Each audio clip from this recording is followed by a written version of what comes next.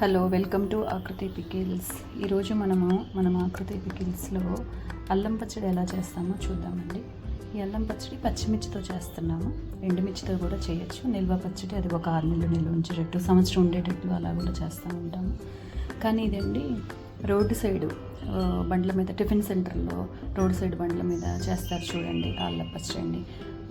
ఈ అల్లం పచ్చడి ఇంకా అప్పటికప్పుడు ఇన్స్టెంట్గా చేసుకుంటాము. చాలా బాగుంటుందండి. ఇది ఇడ్లీలోకి కానీ దోశల్లోకి కానీ చాలా బాగుంటుంది. ఈ పచ్చిమిర్చితో చేసే అల్లం పచ్చడి ఎలా ఉంటుందో చూద్దామండి.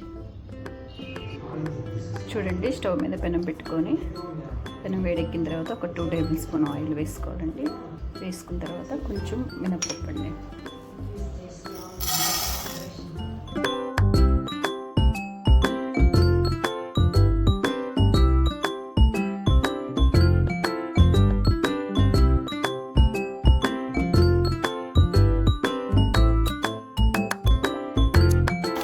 కలర్ చేంజ్ అవుతున్నాయండి. ఈ కలర్ చేంజ్ అయిన తర్వాత పచ్చిమిర్చి వేసుకోవాలండి. కారానికి తగినట్టు వేసుకోవాలండి.